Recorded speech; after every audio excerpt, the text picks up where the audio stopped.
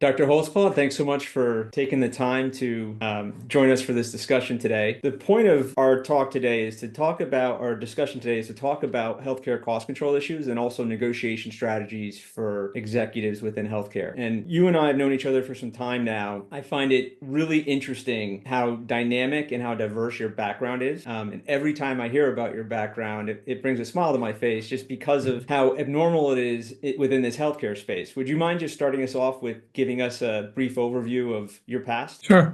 Thanks for inviting me to do the talk here, Rodney. I started out life as an electrician. I graduated from a vocational high school. I did that for several years. Started volunteering at a local ambulance corps, became an EMT and a paramedic, and that got me to thinking about a career in medicine. So at age 23, I went to college. Following college, I went to medical school at the University of Maryland, and then I did an emergency medicine residency at Johns Hopkins. I pretty much have been in there in one capacity or another at Hopkins since I finished about 35 years ago. But I also worked as a emergency room physician out in the community doing PE-backed physician practice management stuff since about 2001, so 24, 25 years worth now. Worked with large PE firms, small PE firms, worked with hospitals, so I have a fairly diverse background there. But also, Rodney and I share an interest in flying. I'm a licensed airline transport pilot license for multi-engine jets. I have a license to fly the plane that Southwest uses. I've also been the end zone doctor for the Ravens, and I've been the medical director of a helicopter program down in Texas. So I've done a little bit of everything, but currently I'm running a large multi-state orthopedic practice in Alabama, Mississippi, and Louisiana. Wow, what an impressive background. Every time I hear it, it blows me away. And one of the things that comes to mind immediately when I hear you talk about your background is the amount of preparation that you've gone through throughout your career. And not only as a physician, but as a pilot and all the skills and knowledge you've gained over that period of time. And it's really interesting when you find somebody who is a lifelong learner. And I think in general, not to focus on generalities, but in general, most physicians are. They're scientists, right? And they bring a certain level of skill to the equation that is very impressive. So thanks for sharing that with us. One of the things I think, especially given your background, so you have a business background as well as clinical background, and you've seen sort of the evolution of healthcare over the last 20, 30 years from multiple perspectives. On our screen here, we have the circle of healthcare cost control issues. And what I'd like to do is just start off at the 1 o'clock mark where it says data and analytic and go through this wheel and get your perspective, not only as a clinician, but also working as a CEO now within the ASC space. So if we started off with the concept or the idea of data analytics, what does that mean from your vantage point? Well, data is important, and you mentioned something earlier, Rodney. I think it's something that a lot of people forget is at their core, doctors are scientists. So what that means is if you show up with bad data, you're done for life. They will never listen to you again. They'll always remember the day you showed up with inaccurate numbers or you interpreted the numbers inaccurately. So you have to be very careful when it comes to that. And some of that may be your fault, some maybe not. You pull a report from your EMR, from your hospital's database, and it turns out not to be right. So, data analytics first, it has to be clean and correct. And then there's the application of it. And we've all heard that saying there are lies, damn lies, and statistics. So you have to be a little careful there about who's presenting what and what is the story that they started with when they started pulling that data. Yeah, it's such an important point. Working in medical device sales, I remember back in the day as a sales rep, if we presented information that was not framed correctly or it didn't match from a perspective standpoint with that surgeon, it would create a conflict for sure. And, even today, when we talk about data analytics, one of the biggest challenges that we see in the ecosystem is just the cleanliness of the data, the management of the data, the ability to organize the data so that you can then incorporate AI, you can incorporate methodologies that help drive efficiency. So, in your world today, how do you guys ensure data integrity, number one? And then number two, going back to your comment regarding physicians, and if you present bad data to a physician, you lose them forever. So if you know that the data isn't 100%, how do you frame that to the doctor so that you can get a little bit of a buffer in that conversation? Yeah, I'll start out again. I think I'm one of these people who thinks transparency is important and sunshine is the best disinfectant. So I'll tell them, we believe these numbers to be directionally correct. You may be able to go in there and find a couple of flaws in the data, but let's assume that this is directionally correct, and let's have a conversation around these numbers rather than me saying, this is what's going on, you're not doing it right. They'll find a flaw in your data and the conversation will be over. But if you're upfront with them and tell them, this is as good as we could get it right now, and let's pretend for a minute that these numbers are accurate, let's talk about what we need to do next. When you were working within a hospital system, how was your access to data back in the day compared to what it looks like today as CEO of a large ASC organization? Well, when I started in the late 80s, early 90s in residency and other things, it was very difficult to get data for anybody, right? It would take somebody, pulling out old patient charts, and it was just impossible. So the amount of data today is much better than it used to be, and the volume of it and the integrity of it, I think, is much better. But when somebody's pulling data, it's usually for a reason, right? So if you go in with a bias to start pulling data where you've already decided if somebody's guilty or not, and now you're just pulling the data to prove it, that's a problem. You've got to find somebody who can pull data in a neutral way. And really, you should ask for data in a neutral way. We're doing a project right now where we're looking at MRIs, and I just asked my crew a simple question. Tell me how many MRIs we're doing at each site each month. And I didn't give them all the background stories to why we're doing it. That would help cut down on some of the bias. I like that strategy. So as long as you're engaging physicians and others at the onset and explaining the process as best you can, you feel then there's more engagement and buy-in down the road. Yeah, compared to some businesses that I was involved with previously, I mean, I've run big books of business. When I was with Team Health, the P&L I managed was over $3 billion. The company I'm running now is much smaller, but different business models require different levels of transparency. From where I am right now, the company is 50% owned by the doctors, 50% by private equity, and the docs have 50% of the board seats. So, when they say, can we see something? I always say, yes, it's, you own half the company. You can see whatever you want. Right. And it's cut down on a lot of problems. They're not always happy with what they see, but they know that they have access to everything and they get to see the numbers in real time, same as everybody else in the company. And that has helped quite a bit. Do you think hospital systems today have that same priority as far as sharing information the same way that an ASC does? They'll carve it out. I mean, there are certain things they don't want people knowing. And again, I think there are a lot of problems in the hospitals in the United States right now, but I tend to be one of their biggest defenders too, because they are the ultimate safety net for all of us, right? God forbid something's wrong with you. There's one place you have to run to and somehow you're going to get saved. So, we need to support them financially and in other ways. But yes, obviously, for us example, if you pull orthopedics out of a hospital and put it in an ASC and it's a single specialty ASC that just does ortho all day long, we can hit that triple aim of healthcare: high quality, low cost, at a almost immediate need, that kind of a thing. The hospitals have too many subjects that they have to cover, too many people to take care of to have that same level of efficiency. Such a good point. Yeah, it's all based on that, underlying perspective of the lens you're looking at this with. And, when we go to the next part of this slide and we start to begin to talk about engagement, where, on this slide it says there's no tools to communicate pricing with physicians. From your experience, and again, going back to when you were working in a health system, is that statement true? Yeah, I mean, occasionally you'd hear that, oh, the MRIs or the CTs in the emergency room are very expensive. You should try and avoid ordering those. But you didn't know the exact numbers. And, there were a lot of other data points you didn't get. You and I had talked about this previously, but within the hospital space, there's two classes of doctors. There are those that bring patients to the hospital, and then there are those who serve the doctors who bring patients to the hospital. So the more supplicant kind of doctors are emergency medicine, hospital medicine, ICU, anesthesia, radiology,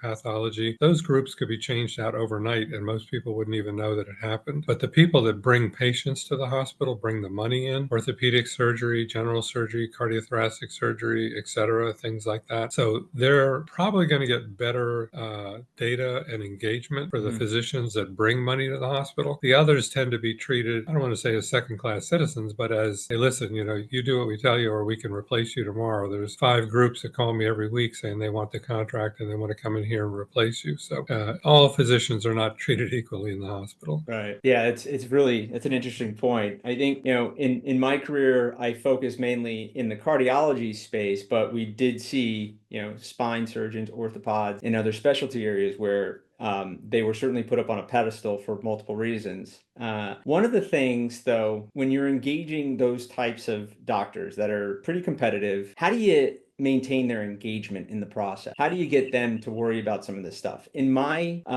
history, I can recall talking to doctors about costs, and some would be very engaged, while others would say, look, it's not really up for me. It's up for the administrators to figure out the cost piece. I'm here to take care of my patient, and I'm here to make sure that whatever I'm implanting or whatever the surgery is, it goes as seamless as possible. How do you engage doctors like that when they don't really think out of the gate that they don't have to worry about cost? Well, I'm glad to hear you say that, the docs are worried about taking care of the patients, because that is job one that sort of gets brushed aside in a lot of conversations. But, for the physicians, myself included, it is, are we delivering good health care? But again, to use your example for the orthopod, there can be two classes of orthopods in a hospital employed versus a community physician just operating in the hospital. If you're hospital employed, the hospital is going to dictate to you a lot of things, one of which is guess which implant you're going to use, the one that we got the best price on. Whereas if you're a community physician who can take your patients out of the hospital, move them to a hospital down the street, you're not going to be able to dictate to that doctor which implant they use because they have their favorites. You don't give them their favorites, they're going to leave. So first thing you do is share the price. Now, some people will, again, hopefully see that they need to support the hospital and that the hospital must survive for all the other service lines. So if it's a toss-up between two implants, they could use either one, but one of them costs 35% more than the other. Hopefully they would work with the hospital and use the less expensive one. But you have to remember too how the world works in terms of the device manufacturers. They send a representative into the OR with every case, and they're right there to hand the doctors things they need and to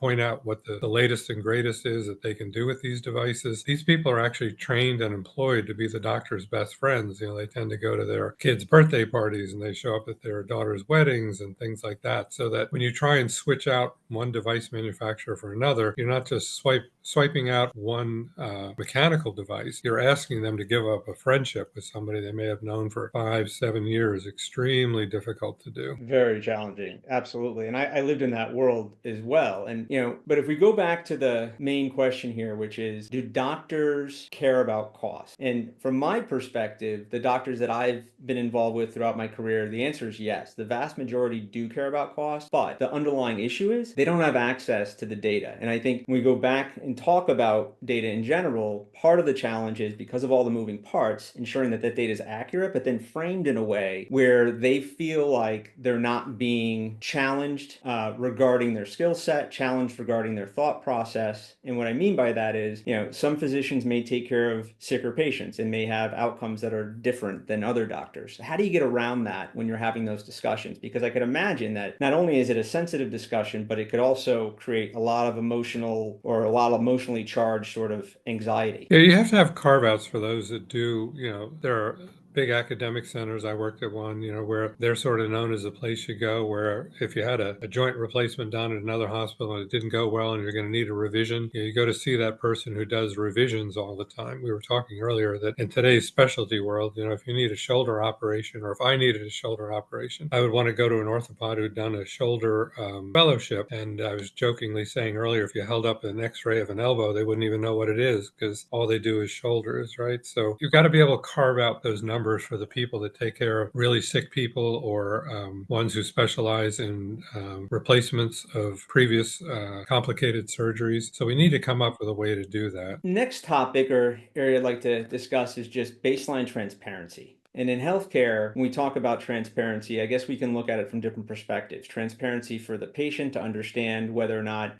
to your point, a physician has done X amount of procedures and they're truly skilled within that area. Transparency around costs, transparency, just general outcomes as well. How does that affect your world? It's becoming more and more prominent in everything. You think about who really is looking at this is the government and the payers, right? So they don't want to pay the same price to a doctor who never has any complications as they do to somebody who has a lot of problems. They want to actually pay based on your quality and your outcomes. And although the country is moving very slowly, we are moving in that direction, looking more at outcomes rather than here's $800, go do this procedure, and I hope it turned out well. Is the data there today for the average person to go out and find this information about a doctor as far as how many procedures they did, whether or not Dr. A has better outcomes than Dr. B? There are some sites where you can get this data, and I know the government tries tries to do some of it too, but some of these databases are a couple of years old, so I don't really want to go in there and do old numbers. And then there are also some specialties where, a minor procedure, they're counting that the same as a major procedure, like replacing a knee. So they might advertise Dr. Jones has done 10,000 procedures. That doesn't tell me about the one I'm looking for. So, the more transparent, the more accurate the numbers can be as to exactly what surgery which procedure are we talking about, that would be a lot more helpful. What about contracting? How does contracting look compared to, and I know when you were in the hospital system, you may not have been involved with contracting the same way that you are today as a CEO. What did that look like for you? Well, there's all different level of contracting, right? We contract for medical supplies, we contract for MRIs and MRI reads, we contract payer rates, which is probably some of the bigger contracting we do. And then the other big one is going to be contracting for implants and what pricing are we getting. And when you're contracting for implants, you must deal with a lot of different vendors, or your team deals with a lot of different vendors. Earlier you said it can be challenging as far as engagement with the physicians because they have strong relationships with those vendors, right? And go back to the concept that in that engagement, these vendors are seeing the same physicians pretty much every day. So that relationship gets really, really tight. Whereas if you're an administrator, you may not have that same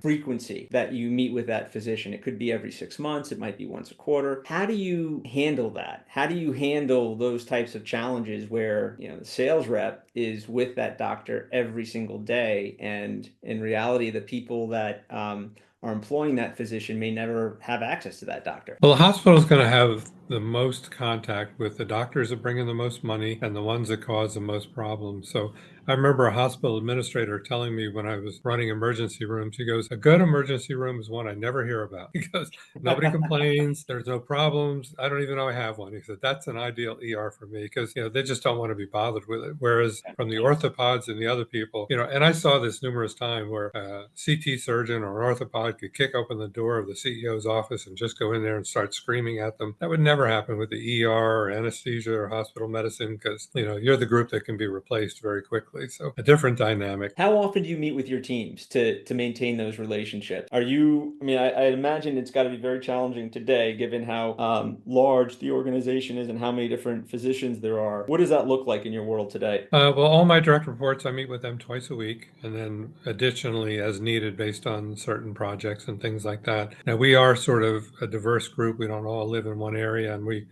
have 10 practices with 58 physical locations across 3 states. So there's no one place that you could be and say, oh, okay, we're right in the middle of it here. So what I do is I take my executive team and we physically go to one of the 10 sites. We rotate through them. But once a month, we get the executive team to meet in person 3 days, Tuesday, Wednesday, Thursday. And how effective has that been for you as far as engagement? Seems like it's a pretty good process so far. Yeah, it's worked well. Again, it's not like we could just pick one place and tell everybody else to come where we are. It's nice to visit the different sites too, so that they feel like, we're not just the corporate people from out of town they never see or hear from. Right.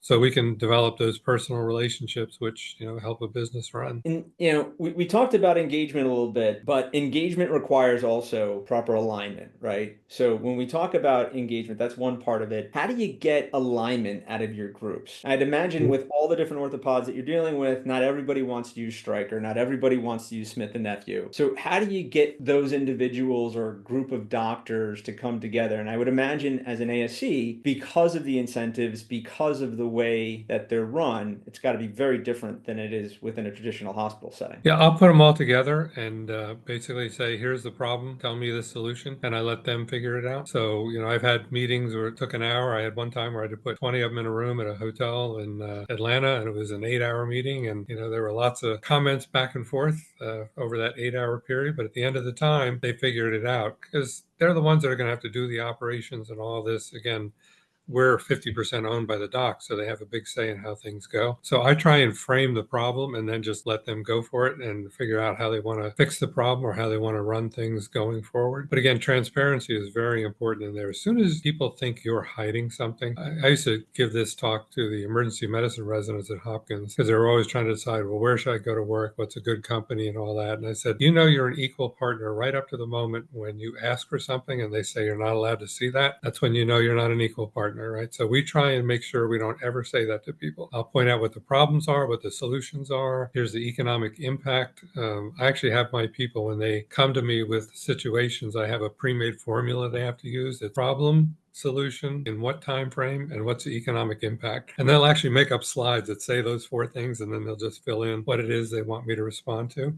But that's really what we do with the doctors, right? Here's the problem. I let them figure out the solution, the time frame, and then I tell them what the economic impact for it'll be. It's such an important step, especially when you're trying to maintain focus and drive your specific goals, whatever they might be, to stay on track that way. When we look at in the way that you describe that, when I compare it to my experience of working in a hospital system, when we talk about negotiations and, let's just say orthopedic contract negotiations, what I've seen on the other side is that the physicians are brought in at the very end. Administrators typically have an idea of what they want to do based on their perspective. But because they're bringing physicians in on the back end versus the front end, it creates a really difficult conflict to overcome a lot of times, where you get apathy, the physicians throw up their hands.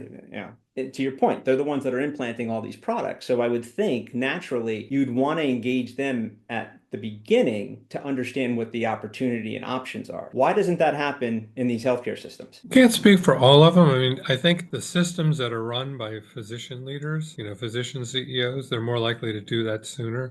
It's a unique relationship between hospital administrators and physicians. The physicians have quite a bit more formal schooling. I think a lot of the hospital administrators are intimidated by the docs. And let's face it, for years, there's been a very bad behavior pattern by the doctors, yelling, screaming, throwing things. I want it my way and all that kind of stuff. Luckily, we're putting an end to that, but it hasn't really been an equal conversation in the past. So I think for a lot of administrators, it's better to stick their head in the sand, come up with a plan, and then just hand it to the doctors at the 11th hour, and they feel like it'll be easier that way. I think the reality of it is, like what I found is, be transparent as you could be. Pull all the orthopods into a lunch one day and say, listen, we got to cut our implant costs by whatever it is, $3 million next year. Share your thoughts on how I can do that. And then it's their idea, not your idea. That is such an important point. Yeah, I mean, it's basically asking versus telling, right? And again, physicians spent in some cases decades training and learning their skill. So I could imagine that it would be extremely frustrating and in some cases insulting to have an administrator say, we're going to use this product over this product, and then not get that feedback. And it sounds as though in the ASC model, which interestingly is a lot cheaper or less expensive than typical hospital model. And part of that, in my mind, is because physicians are actively helping drive costs down, not only because of incentives, but because of the role in those negotiations. Is that a fair statement? Well, I mean, everybody's working to try and drive down the cost, but the docs are willing to do what they need to do to get the cost down. So we just had one of our sites recently, they wanted to go to single vendor for shoulder implants. And we don't do that many shoulders at that one site, but there were 5 docs, I think, that were affected by it. And the vote was 3-2 as to who they should use. But the other 2 were like, yeah, we get it. We've got to be, team players here. Whereas I think if they were just hospital employees and they weren't part owners in the business, they would have just stamped their feet and said, no, I'm going to keep using what I want to use. Wow. Yeah, that's really you see the dividing line between the two scenarios. It's really interesting. What about concepts like asymmetrical information? What does that mean to you in your world? Well, it sounds like there's not open, transparent communication on what's going on, and that can be bi-directional too, right? If the docs aren't sharing what they see and what they hear in the OR with the administration, things aren't going to get better, and vice versa. And I think one of the things that I've seen throughout my career is that you can get triangulation that occurs as well, where one party has more information than the other. And a lot of what we're talking about in this conversation, it's not just administrators and physicians. You have other parties that are involved not only in these negotiations, but conflicts. So you have the patient, but also the vendor. And so that relationship, I can imagine scenarios where, the vendor may have information over the administrator and uses that to their advantage to then, push their type of contract through the system. Have you seen or witnessed anything like that in your career? Oh, sure. I mean, I'm a big believer you incentivize the behavior you want to see. So, each party is going to look at a situation a different way. Each one of them has different outcomes. The vendors all believe they have the greatest product, and I give them credit for that. So their next job is to make sure you pay as much for that thing as possible.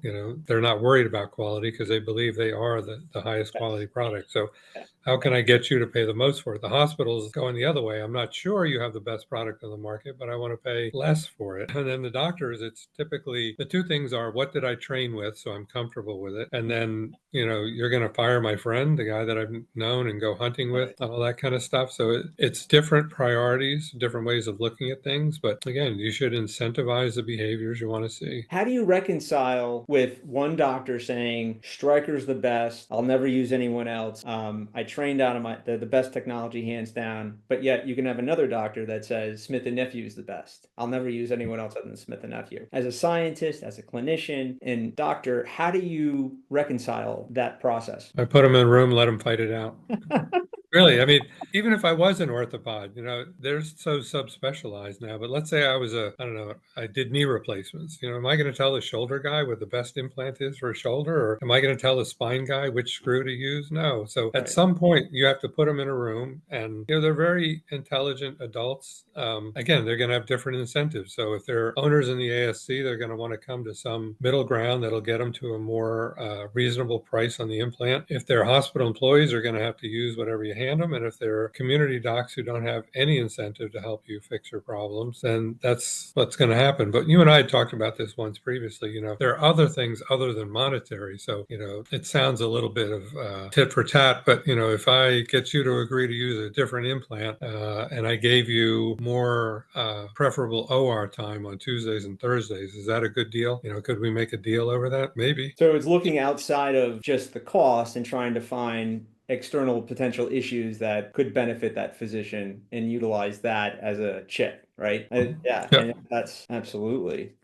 seems like it would be very positive from that perspective. What about this concept of choice that happens within healthcare? And when we talk about choice, and again, it's from the lens of we see hospital systems trying to go sole source vendor or try to reduce competition. And in some regards, I could see where that is appealing, right? If you've got 100 different spine vendors and you reduce that down to 4 or 5, much easier to manage. But again, how do you keep all of those physicians happy? And then what happens also if you single out other vendors, create a monopoly, and now you're locked into this one vendor? What are some of the long-term consequences of that? Yeah, so we talked about this recently too, but if you look at some of the EHRs out there now, the electronic health records that are monopolies, they have the most egregious terms in them in terms of if you want to leave them, it's not possible. The financial impact would be way too heavy. Those kind of monopolies should not be allowed. But I'm not against the monopoly if you can get out of it tomorrow morning. So I have no problem going single vendor and blah, blah, blah, and all that kind of stuff. But if your quality drops or if we have problems, I need to be able to get out of that contract in 30 days or 60 days. But you see in ortho now, they have these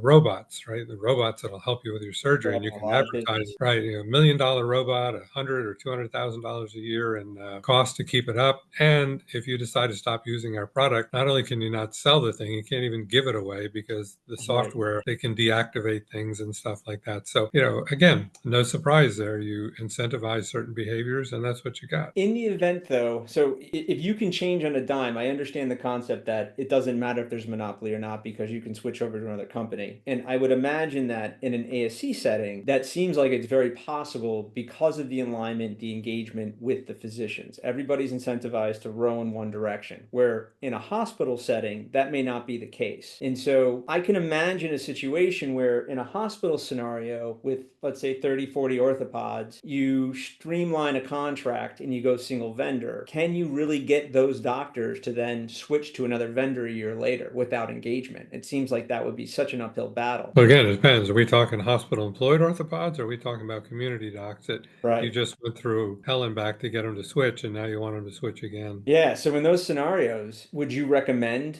single vendor? I like single vendor only because, again, you get good prices. You only have one person to talk to. And, those are usually big contracts. You're talking multi-million dollar contracts. So Yep. when you're unhappy, they're listening. But, if they're a minor player at your hospital, they only get a little bit of business. You're calling them up every week complaining about something. They don't really pay attention. In single vendor in your world with the ASC, are you going after single vendor contracts with very specific carve outs? I heard you mention earlier you're talking about, shoulder contracts specifically. Mhm. Do your contracts then have the strategy of we're going to sign just a knee contract or we're going going to sign just a hip contract. So it's really specialized within that particular construct. Ideally, you want the whole thing, but there are always carve-outs.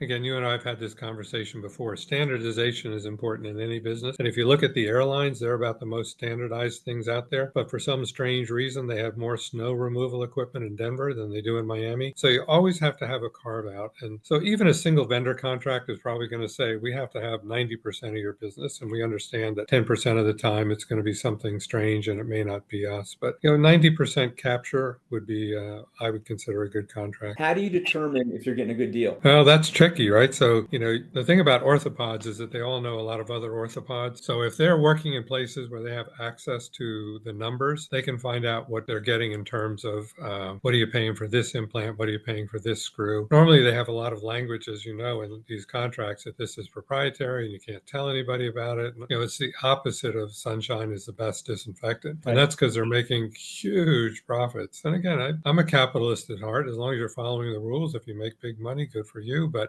the days of trying to hide things are slowly eroding, and that will eventually have to go away too. Yeah, and I think that's probably the last piece to this as far as being able to create that alignment. Because today, even in best case scenarios where physicians may want the information, it may not be that readily available, and that becomes a problem, right? So then how do you make the necessary decisions and, right paths going forward? I can imagine it's very complicated. When we're talking about the costs of one device compared to one company over the other and physician preference. What happens in the scenario where, one company is offering really aggressive contracting, but it's all focused on rebates? It's all focused on incentives that you have to hit, manage, and track. Is that okay from your perspective as long as the net price is what your target is? Yeah, I could be good with that. Again, it's at the end of the day, what am I paying, right? So if I have the people with the skill set and the data needed to manage those complex rebate relationships, then I don't mind that. I heard a story over the weekend when I was out at the National Orthopedic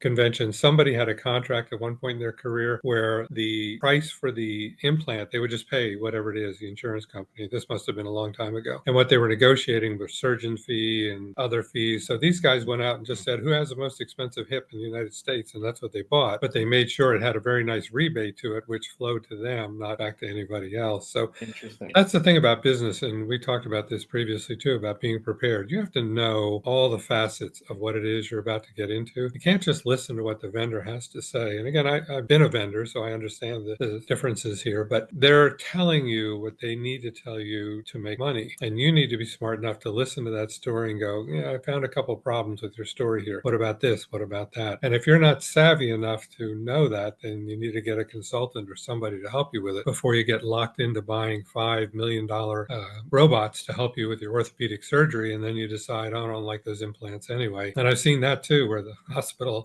we have to stick with them. We just spent $4 million on these computers. Locked in. Yeah. No, we've seen that as well, where I actually, we encountered a situation where a hospital purchased a robot and then tried to negotiate their orthopedic contract on the back end. Never going to work. Never do that. Well, your leverage is gone. And that's where I think with some of this contracting, I'd be very, very careful of what's on the horizon, what's next up. Because if you sign a contract today, that doesn't mean that contract may protect you in the next 6 months if there's new products coming out or there's advances that are happening, right? We've seen many situations, again, this goes back to transparency, asymmetrical information, where new product comes in, the old product got rebated, new one doesn't. Now all of a sudden your costs have gone up by $600,000 for the year. And no one knows because we're always looking at data in the rears. So it only occurs 6 months later and now you've lost the money. So, staying on top of all of this information is really important, and having the resources and systems that can do all of that. You went back on an MBA, you're a physician. What do you think is different about being a physician CEO in healthcare versus other markets? Like a traditional CEO working in a general business environment. What are the differences there? What are you exposed to and have to deal with that a typical CEO doesn't? I think there's good and bad in anything. Obviously, I didn't get my MBA till I was 60, so it's not like I jumped on that right away. But, it allows me to have some credibility with the hospital administrators and business people that I at least have, that basic education around, puts and takes and debits and credits, and you understand the initial pieces of business. And even though I'm not an orthopod, I'm an ER doc, the orthopods respect my my decision making around that's a clinical decision that needs to go to the doctor who's taking care of the patient versus this is a business decision. So I frequently tell people my current job is that I speak PE and I speak medicine. So I'm an interpreter between the two. And then I set some goals for us, things that I think that we can achieve given what I've seen and what I've heard. But I think hospitals tried to address that years ago when they started putting in a VPMA or I'm trying to remember the other title for a VPMA, but the Vice President of Medical Affairs, a physician who's got a little bit of business background, maybe an MBA, so that they could sort of interpret what's going on from the medical side and speak to the business people and vice versa. The problem is you actually have to go out and work in the business world for a period of time. You have to sit in a board meeting and defend a budget. You need to talk about your compliance plan. You need to talk about all sorts of things. So I think more than just the MBA, you actually have to have some business experience. But once you have that, nobody can call bullshit on a doctor like another doctor. If you're not a physician and a non-clinician comes in and says, well, you can't be doing that, they're like, I'm not listening to you. You're not a doctor. But I can frequently tell my people, I said, look, I'm not even an orthopod and I know that's wrong. So, we got to stop that right away, that kind of a thing. And they're like, okay, we get it. Yeah. Wow. It is pretty amazing when you take a step back and look at how many ASCs have popped up all over the country. This is clearly where the business model's going. It's cheaper, it's more efficient, the outcomes are better. But even if we talk specifically about efficiency within this space, it blows me away when you compare an ASC to a hospital. And you've got direct experience with this. When you compare how many surgeries an orthopod can do in a hospital versus an ASC, what does that look like? Yeah, I hear if you're a knee replacement surgeon in a hospital, you can do 3 or 4 a day, maybe 5. We have people doing 11. But again, this thing was purpose built to do exactly that. They have the 2 flip rooms. We have the equipment already in the room. And again, I feel like I need to defend the hospitals at times. There's a chance that the room that you're using to do the knee replacement might be doing an appendix next and then have to be flipped back to being an ortho room. Whereas, a single specialty ASC, for ortho, for example, that's all they do. That's all they know. It's ortho all day long. And even we're subspecialized. We have certain rooms. These are just the joint replacement rooms. And this is the shoulder room because it has all the arthroscopic equipment in it. And this is this and this is that. And again, if you do one thing all day long, day after day, you become very good at that one thing. So ASCs are known for being able to do procedures for about half the cost with fewer complications and quicker recoveries. So that's because they're just doing that one thing all day long. Fast forward 10 years, where is this going to play out? So there's not going to be much ortho left in the hospital. I would imagine cardiology is going to get reduced as well, certain aspects. I'd have to look at that and see, because if you remember, for a period of time, cardiology pulled out of the hospital, and then the payers and the government decided we want them back in the hospital, so they just cut their reimbursement. So if there was no difference in price, or if the insurance company decided to reimburse you less, which occasionally they do, reimburse you less for your work at an ASC than you would at a hospital, that could drag people back into the hospital. So a lot of this is driven, again, that's what they're doing, right? The payers in the hospital are incentivizing your behavior based on the pay. Wow. Yeah. I mean, the bottom line is something's got to give, right? We're right now paying more on the interest on our debt than we do in military expenditure. And right now we're at $36 trillion in debt. National healthcare expenditures are over $4 trillion. And when you look at Social Security, Medicare, Medicaid with unfunded liabilities, our debt of $36 trillion goes up to $100 trillion. So if healthcare costs don't come down, or if this problem is not fixed, what happens to our country? Yeah, I don't want to get too political here, but obviously we're facing a collapse either of the country or of our healthcare. And in some ways you could defend our healthcare if you said, look, we have the best outcomes in the world and this is what it costs, but we're not even in the top 10, right? So it costs twice as much here, and we're not even making the top 10 in terms of outcomes. So clearly, sorry to cut you off. Would you argue though that the specialties, we are phenomenal in the specialty areas, but when it comes to basic care, we're laggers? I think there's always room for improvement. So I think we run a pretty efficient shop where we are. We compare our numbers to national numbers, and again, we can do a hip or knee replacement for half of what it costs in a hospital. So I think we are a low-cost solution solution, but you can't be blind to the fact that when you pull a $40,000 hip out of the hospital and it gets done for 20,000 at the ASC, the hospital lost some money there, and that money was being used to cross-subsidize the money losing specialties that they need to have in a hospital. So you see a lot of OB being shut down throughout the United States. It's not that they don't want to take care of pregnant women, it's that the margin isn't there. So that's the first thing they're going to cut out. So, I mean, we need to do something to fix all of healthcare. There's no one fix here. And you and I have had this discussion before where pretty much everybody has their hand in the pot of money and nobody wants to be the first one to pull their hand out of that pot. So we're going to need some real, and again, I think at this point, we can't even look to our elected leaders because there's just too much politics on both sides right now. The average consumer needs to vote in people that are going to fix this problem because we can fix it. I mean, we just have to go borrow one of the systems somewhere else in the world that works better than ours and costs much less than ours. It can be done. But to this point, the citizenry of the US has not rised up against it enough. But I think we're getting close. And how much of the consumer themselves are responsible for healthcare? Things have changed, right? So now there is more information, although it may be difficult to obtain certain data points, but there's a ton more information out there with the internet and everything else. So really, when it comes down to it, as a physician, how much does the patient actually need to take responsibility with some of this? Well, some of it's just expectations more than responsibility, right? So people, when I was a kid, if you were going to the emergency room, you better have a bone hanging out or be changing colors, things like that. And now it's just a convenience. I had a lot of patients come in and say, oh, I was driving by and had a cough for a couple of months, so I thought I'd stop by and get it looked at. The most expensive care is the emergency department because it's set up to be there for other things. So, we need to change our expectation of healthcare. My wife and I talk about this a lot. She just finished her doctorate in nurse practitioner, and we talk about how could you fix the world. If you thought about giving free primary health care, just putting up a double wide trailer in every elementary school in the United States and putting an NP in there and let them manage people and give them, 10 of the most common drugs that people need, which you can get for $10 a quarter, so $40 a year at Walmart. How much disease could you stamp out by treating diabetes early and not letting people get to the point they have heart attacks, strokes, need their limbs amputated? We could do a lot better than what we're doing. But again, who's going to be the first person to say, I'll give up everything that I've worked so hard for and lead the charge here? Yeah, no, that's a very fair point. So this has been a really interesting conversation. I really appreciate you taking the time this morning. I have one final question for you, and it's specific to a negotiation that didn't quite go as planned. Do you have a memory of a recent negotiation that didn't go as planned, and then how did you handle it?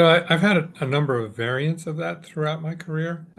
Sometimes you just catch people on a bad day. Most of my negotiations are with a hospital, and you don't know. The person who just walked in the room, do they just have an unexplained death in the OR? Is there something else going on? And you can tell that the person is just not engaged in the conversation. They're either very dismissive of you or they're playing on their phone the whole time, that kind of a thing. So I found it's better to just sort of end that meeting rather than push a bad situation and tell them, I'm going to gather more data so I can do a better presentation to you. Can I come back and see you next week? And most of the times they'll agree to see you one more time, especially if your thesis is that you're going to go out and get better data, answer their questions more specifically, and then come back. And hopefully you get them on a better day and you have some better data and you can carry the day. But when I go into a negotiation, there's really just one thing I want to know, and that is, why does that person get out of bed in the morning? Most people do it for money or for career, but career tends to be money. There are some people in healthcare who are very wealthy. They don't care what you think about the finances of it. They're worried about their reputation. But once I know why they get out of bed in the morning and why they're meeting with me, I can usually work on that angle. But until I can figure that out, it's a problem. Such a great perspective. Yeah, really, really important stuff. So again, thank you so much for taking the time this morning. This has been a really insightful conversation. Really enjoyed the time. Thank you. All right, Ronnie. Good seeing you. Take care. All right. Take care.